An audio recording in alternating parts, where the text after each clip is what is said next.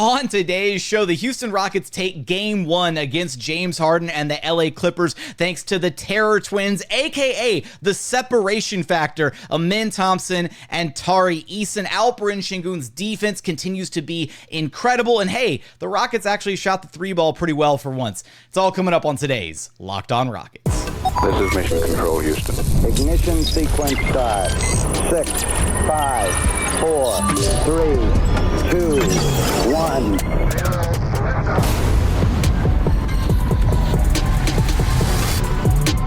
What's up, and welcome to another edition of Locked On Rockets, your daily podcast home for everything Houston Rockets basketball. As always, I'm your host, Jackson Gatlin, native Houstonian and credentialed media member. I'm also the host of Locked On NBA Thursdays. Be sure to follow along wherever you listen to your podcasts or on YouTube. Just search Locked On Rockets, where the best way that you can help us grow our show is to listen every single day on a podcast platform of your choosing. Like and subscribe on YouTube. Drop us a comment while you're there. Tell me your favorite. I want you to tell me your favorite defensive play from this game, because there were so many incredible defensive highlights to choose from in this one. This was absolutely Clamp City in this Rockets win against the Clippers. And of course, also be sure to subscribe to our daily Locked On Rockets newsletter. I would sincerely appreciate it. Now, today's episode is sponsored by Game Time. Download the Game Time app, create an account, use code LOCKEDONNBA for $20 off of your first purchase. And as always, thanks so much for making Locked On Rockets part of your day every single day, whether it's on your way to work, on your lunch break, in the gym. Thank you so much for being one of our awesome everydayers. Rockets get the 111-103 win in part one of this, or game one of these matchups with the LA Clippers. And we got so much to talk about from this game. The Terror Twins continue to dominate everywhere on the floor. It's not just defensively. They're dominating on both sides of the floor. Alperen Sengun's defense was sensational. Jalen Green led the team in scoring. Jock Landale was big off the Rockets bench. There was so much good from this game. This was a good win, but it didn't look like it was going to start out that way, right? It was all Clippers early on for like the first 6, 7-ish minutes of this game.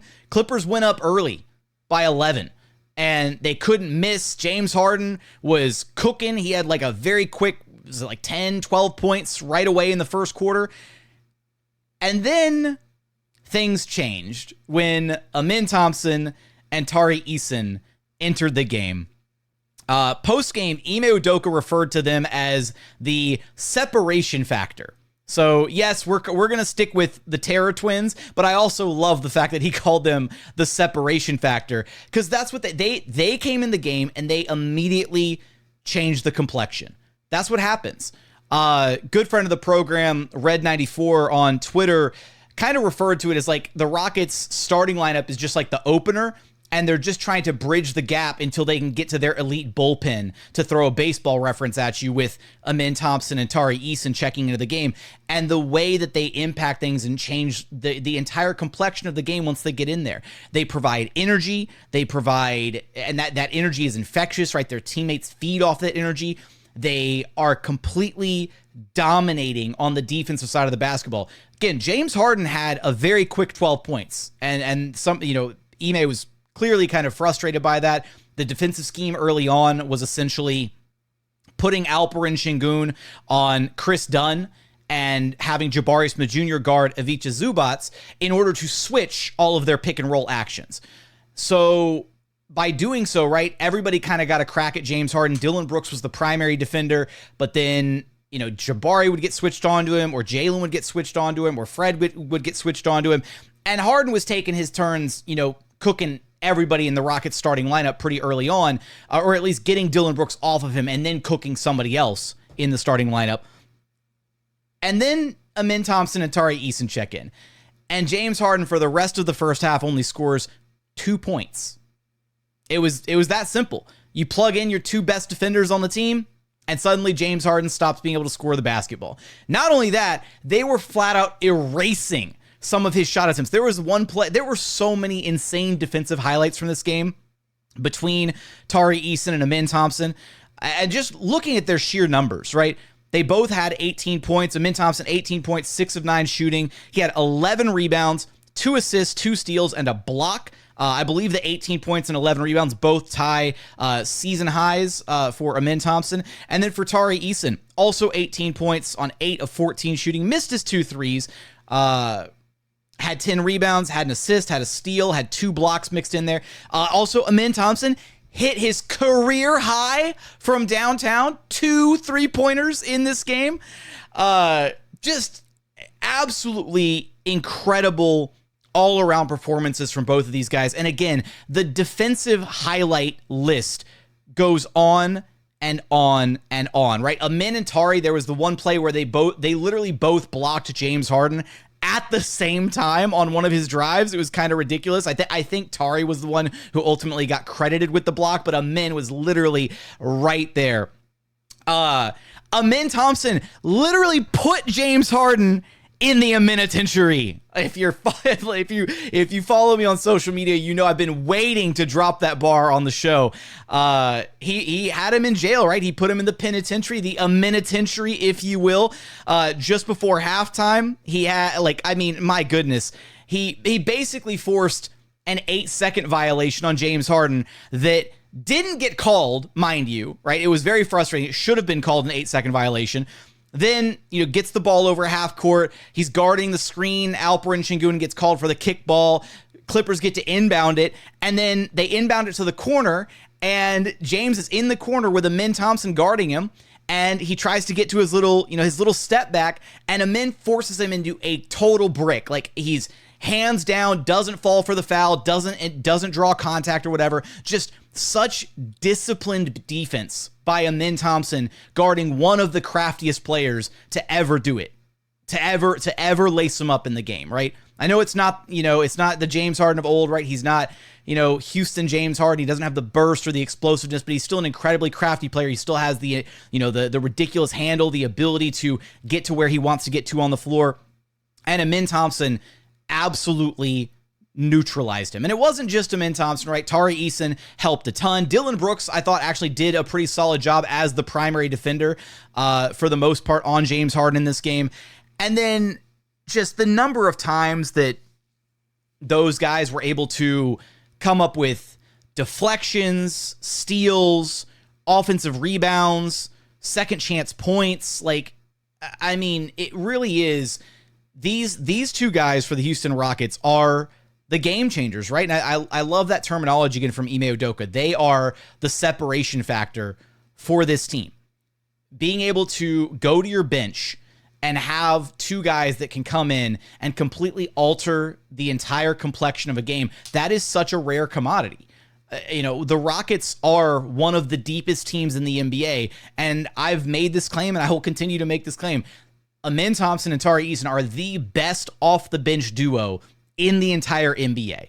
And we're slowly getting to that point where I'm going to start probably having to make the claim that they are legitimately the best defensive duo in the entire NBA. There are a few other defensive duos out there, right? Like you think like OG Anunoby and like Mikal Bridges for the New York Knicks. There's a few others probably out there that I'm not thinking of off the top of my head, but it's getting to that point where they are just that good when they're on the floor with one another.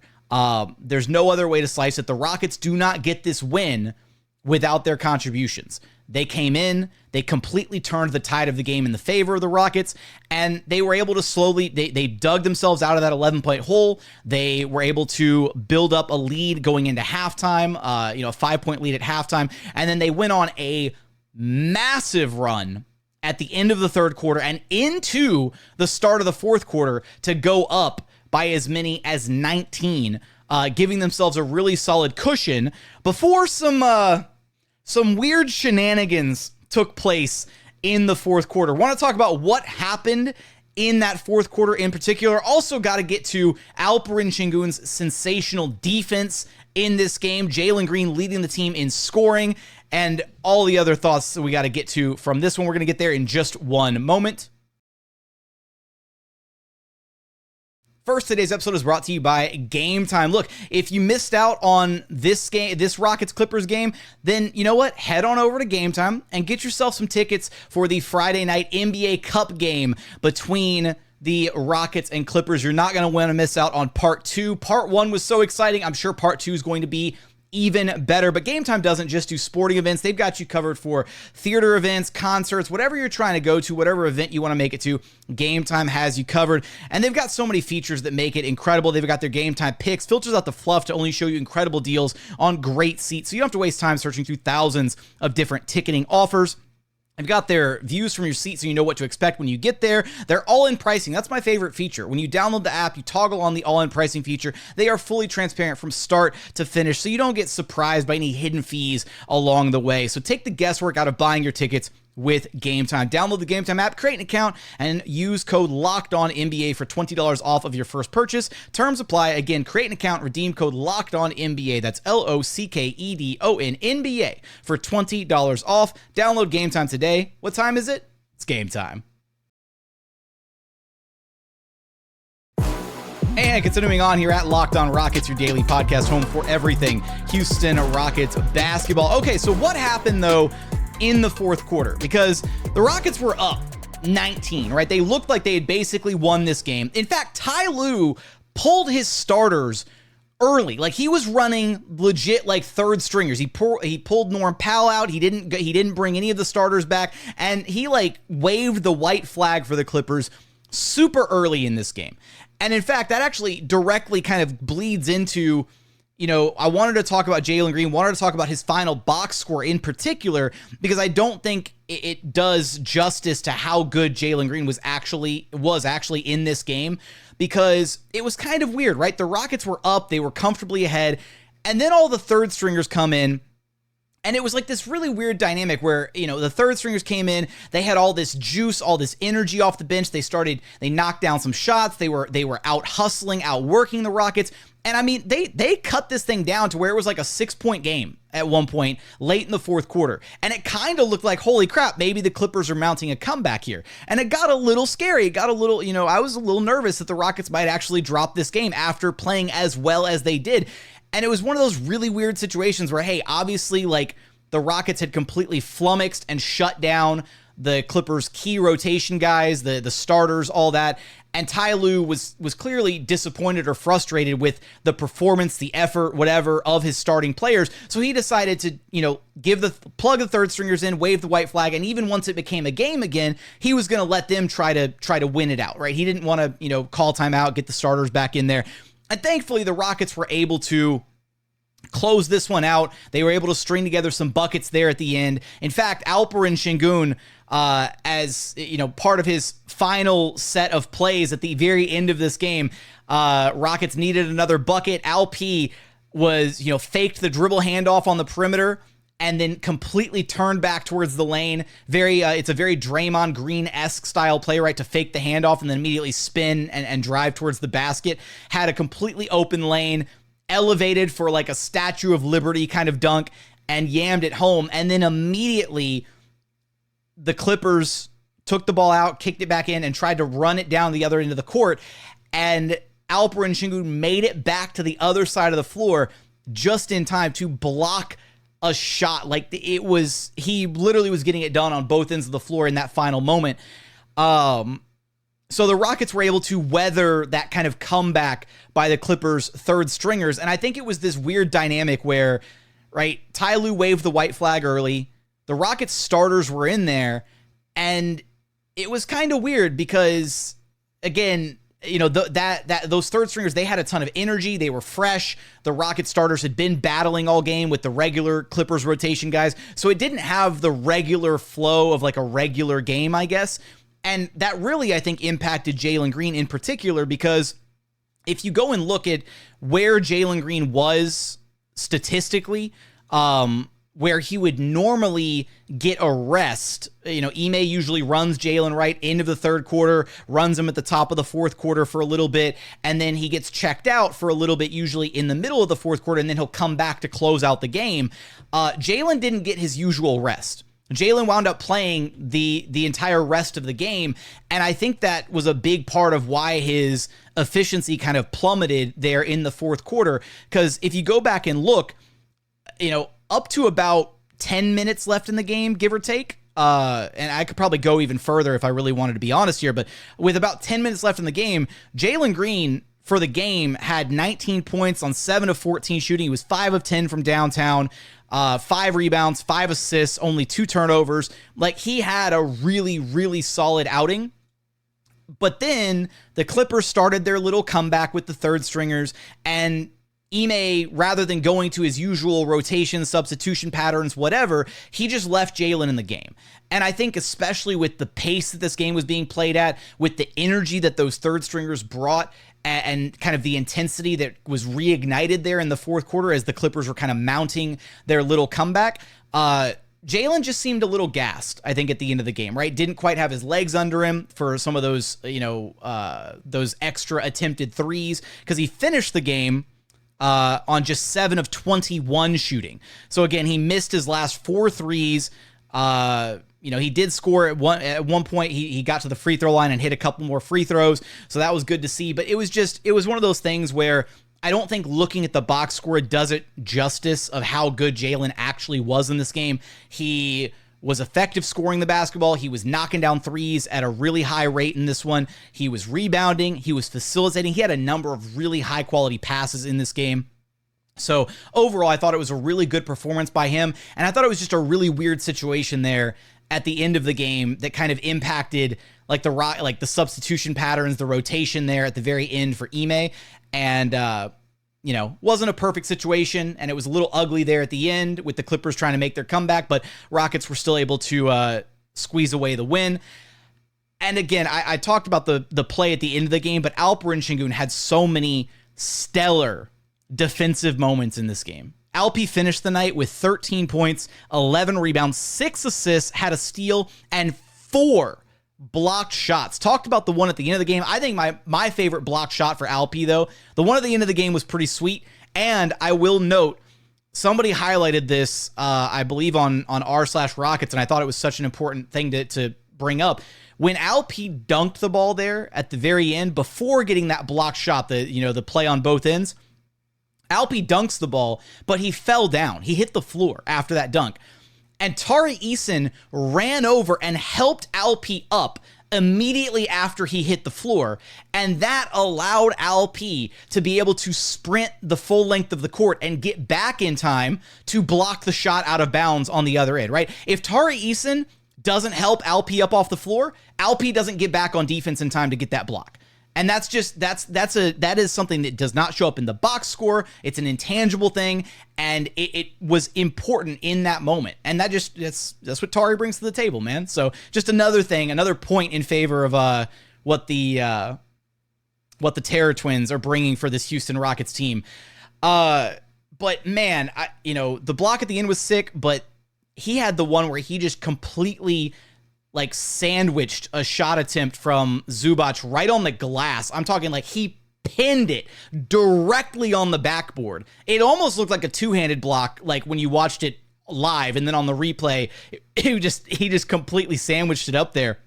But it was a really great defensive performance from Alperen Sengun, and he did a really great job facilitating in this game as well. There were so many. He honestly probably could have had a triple-double. I'm very curious to go back and look and see what his potential assists were from this game.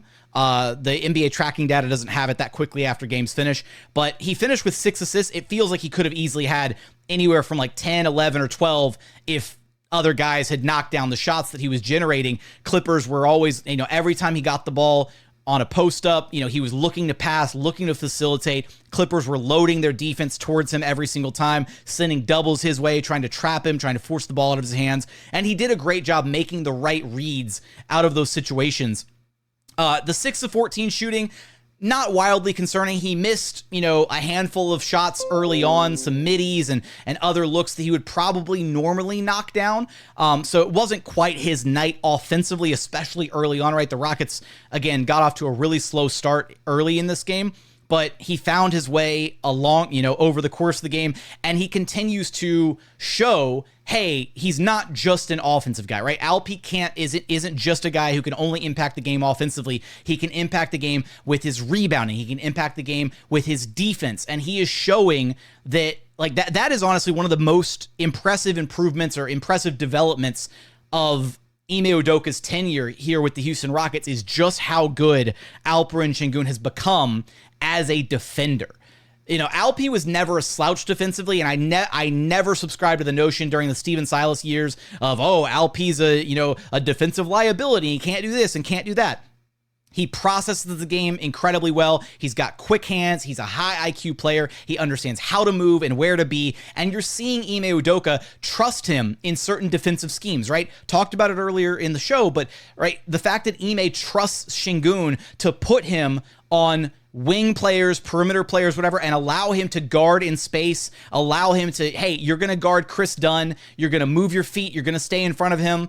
And we're going to keep you out of the actions, and that's going to get you in better positions to be in position to rebound, to be the weak side, the help defender, all that stuff.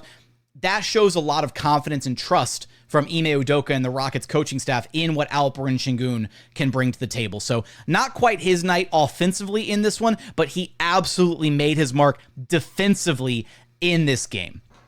Coming up, I want to share final thoughts from this one. We got to talk about the Rockets' team stats. They actually managed to shoot the basketball pretty well for once. Also, Kevin Porter Jr. making his return to Toyota Center, and he didn't do much of anything in this game.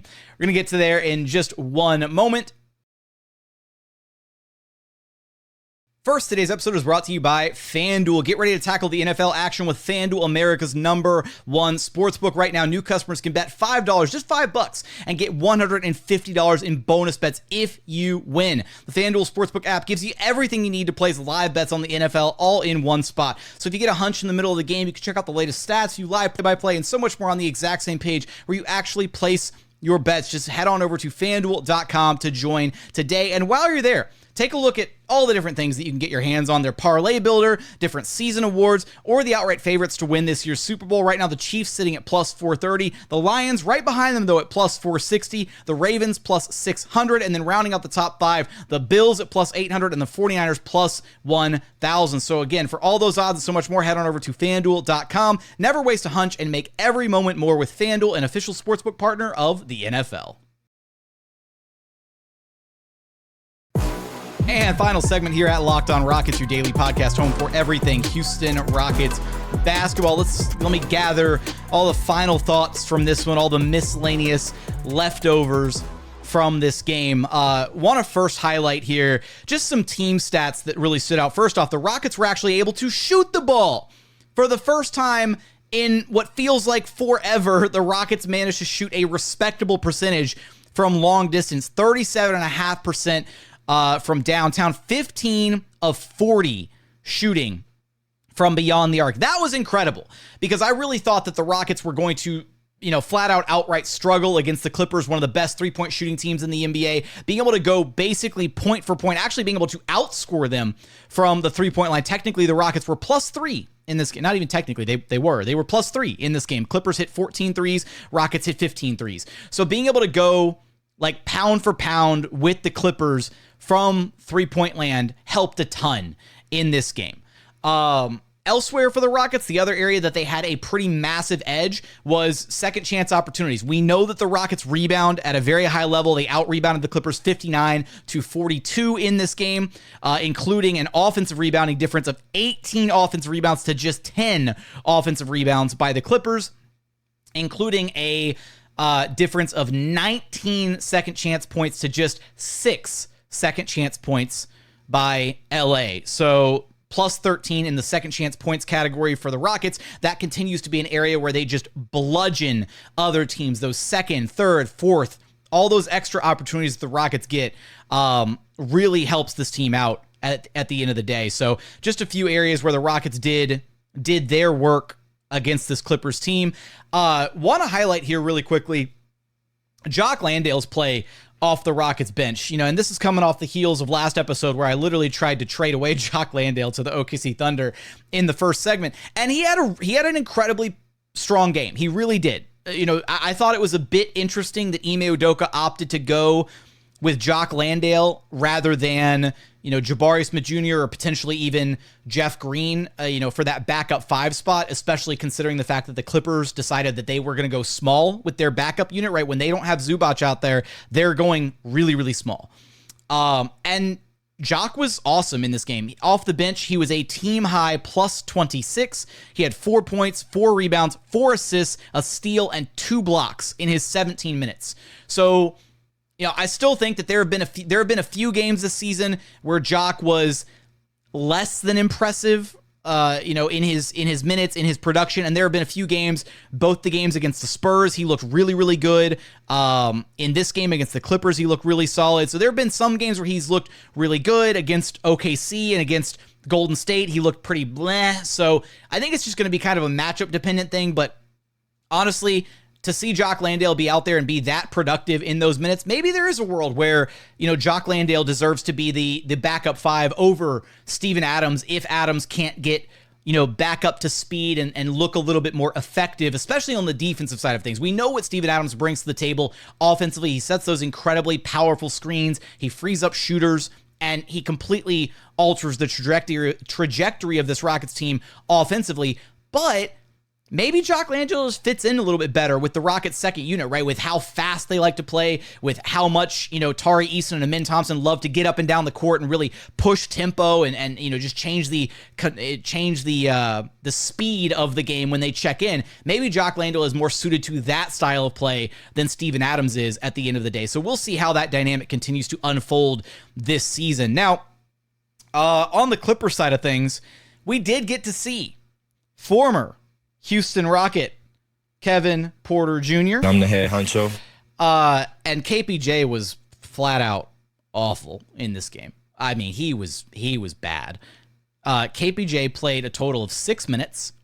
He was a minus 11 in his 6 minutes played. That might be a Clippers worst. Team worst minus 11? No, they had a couple minus 12s in there. Harden minus 12. Amir Coffey minus 12. Okay. Close to the team worst.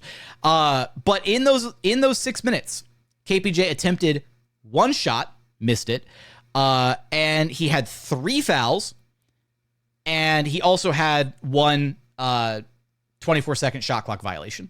So just not a good stretch of run for KPJ. And in fact, in Jalen Green's Jalen's first possession in the game against KPJ, Jalen Green checked back in after his usual rest in the first quarter. Jalen checks back in, immediately lines up a step back in KPJ's face and drills a 3-pointer. I feel like Jalen had this matchup circled on his calendar. I'm sure Kevin did too. He was pressing. He looked like he was trying to, prove something, or y'all should have never gotten rid of me or whatever. And I don't know. It did not look good. And clearly Ty Lue did not trust him to go back to him at any point in the second half.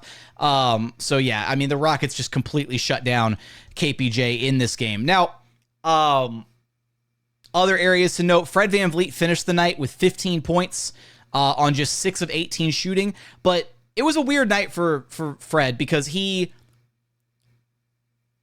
missed his first, I think it was 5, 6, maybe even 7 shots. He missed a bunch of shots early, and then he hit a bunch of shots in a row, and then he missed a bunch of shots in a row again. And I think a part of that, again, same grace that I extended to Jalen, I will also extend to Fred, because the rotations were kind of screwed up there at the end of the game.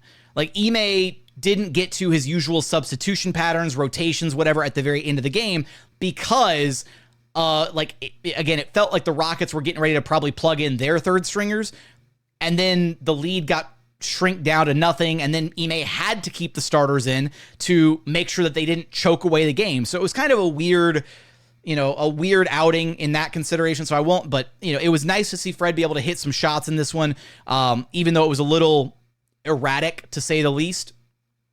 Dillon Brooks also 15 points in this game, 4 of 6 downtown shooting for Dillon Brooks. That was a welcome sight to see, as well as, again, the defense being the primary defender on James Harden for a good chunk of the evening. Another rough night for Jabari Smith Jr., though. He finished with just 21 minutes played, didn't close out the game, wasn't in the lineups that were closing the half or closing quarters. Ime favoring, Ime Thompson and Tari Eason at various stretches throughout this game over Jabari Smith Jr. He only had 5 points, 4 rebounds, 1 assist, was really pressing. There was it feels like he's so in his head at this point. There was one possession where Jabari got a good offensive rebound and Alperen Sengun flashed to the middle of the paint and was wide open. Like there was nobody near him because Zubac had already started going to the other end of the floor. And he was like calling for the ball, like for multiple seconds. And Jabari never heard him, didn't see him, whatever. And then tried to pass the ball back out and immediately turned the ball over. He had one possession where he literally fired up the same three from the exact same spot on the floor twice in one possession. Rockets, first shot, miss, rebound, got it again at the exact same spot, missed it again. It's just been rough for Jabari. And I hope he breaks out of the slump soon. But to put in perspective how bad things are right now, Ime Thompson, his 3-point percentage is now above Jabari Smith Jr.'s. That's how bad it is. Jabari is shooting 25% from 3 on the season. Ime Thompson is shooting 26.7% from 3. That's how rough it's been. So again, hopefully he turns it around. Hopefully the Rockets coaching staff can figure out something. But the way that it looks right now, at least for the time being, Ime hasn't made a change to the starting lineup. Jabari is still starting these games, but he's very clearly not closing them. He's not even he's not closing halves. He's not closing the end of games. And Ime's not even going to, right? Like we've seen Ime go to Jabari Smith Jr. at the 5 earlier this season. And that's been kind of like a security blanket, so to speak, for Ime that he's liked to go to quite often. We haven't even seen that lately. Like that's I think, speaks volumes about kind of where Jabari is currently and the struggles that he's having, and the coaching staff and Ime kind of recognizing those struggles and not wanting to pull the rug out from under him, still giving him a chance to start each game, a fresh slate every night. But if he doesn't have it going, then his minutes are going to continue to get crunched and pulled, and those minutes are going to rightfully be allocated to Tari Eason and Ime Thompson at the end of the day. Reed Sheppard as well looked so solid in this game. Only 1 of 4 shooting, missed all 3 of his threes, but very active in this game. Had a couple, only had the 2 points, but he had a couple rebounds, had 2 assists, had a steal in there. He was playing some incredible defense, really pressuring the basketball. Even on the Rockets broadcast, they were joking about potentially having to rename it from the Terror Twins to the Terror Triplets because of Reed Sheppard trying to get in on some of the defensive action in this game. So honestly, a strong outing from him. I'm not worried about the shot for Reed. I'm really not. I think it'll come around. And it's great to see him looking to be a little bit more aggressive in finding that shot. And I really do think it'll click sooner rather than later for Reed Sheppard. He's too good of a shooter for it not to. And but at the same time, we're dealing with the Jabari Smith Jr. situation right now. So I don't think Reed Sheppard and Jabari are the same type of shooters whatsoever. I mean, Reed had a much bigger sample size in his collegiate play and just a completely different type of shooter, I guess. So with that, I want to highlight here, though, there was some fun after the game in the Rockets locker room. I guess during Ime Thompson's post-game interview, Jock Landale was poking some fun at him. He was telling him like to smile or something. And, then Ime was going back and forth with Jock and with Tari in the locker room. And he at one point he said, I'm going to fight I'm going to fight you. And he was talking to Tari Eason. And then when Vanessa Richardson asked Ime Thompson about Jock Landale and his performance, Ime Thompson had this to say. He's bad. He's not good. He's not good at all. It's just that soundbite is going to get a lot of play on the soundboard this season for sure. But he was clearly joking. He made a big point of it afterwards, and so it's just fun. Like the vibes are just at an all-time high with this Rockets team. They really are. Like they really do. In his walk-off interview after the game, Ime Thompson told Vanessa, we have each other's backs. We're playing for one another. He also was very self-aware. He cracked a joke about his career-high 2 3-pointers, but he also said he's incredibly proud of the work that he's put in this offseason, trying to work on his shot, refine his game. And that's the only thing holding Ime Thompson back right now is his outside shot. But if he can get that look, 2 threes, career high, next game, maybe 3 threes. I mean, he had a chance for a third one in there, and it ultimately didn't go down. But look, strong game from Min Thompson, and then one more fun little where is it? Do I have it here? Yeah, one more fun little note before we wrap this one up. Tari Eason was mic'd up for this game. Courtesy of the Rockets broadcast. They're doing Wired Wednesdays where they mic up one of the players. And I didn't catch all the different mic'd up moments, but he had one where he was chatting with Jeff Green during warmups, and he had this to say to Uncle Jeff. What were the 1800s like? Tari Eason just so out of pocket with Uncle Jeff for absolutely no reason whatsoever. I also meant to highlight one of Tari's offensive plays earlier in the show, and I completely forgot to. But he had the drive where he just completely yammed on Nicholas Batum, and I guess this is pretty fitting. That was ridiculous. On his head top, on his nuggets. That's a coffin. Oh man, yeah, he postered Nicholas Batum. Tari also had the exclamation point at the end of the game, the windmill dunk to send this one away for good. Big time win by the Rockets against a still solidly good Clippers team, right? 111-103. I want your thoughts about this game. Tell me your favorite moments. Tell me your favorite defensive play. Tell me who stood out to you from this one. Let me know in the YouTube comments. Remember, the best way you can help us grow our show is to listen every single day on a podcast platform of your choosing. Like and subscribe on YouTube. Drop us the comments while you're there. Subscribe to the daily Locked On Rockets newsletter. But as always, thank you so much for watching. Thank you so much for listening. And we look forward to having you back right here at Locked On Rockets, your daily podcast home for everything Houston Rockets basketball. Coaches are dogs. All the players are dogs. I'm a dog. That's just what it is.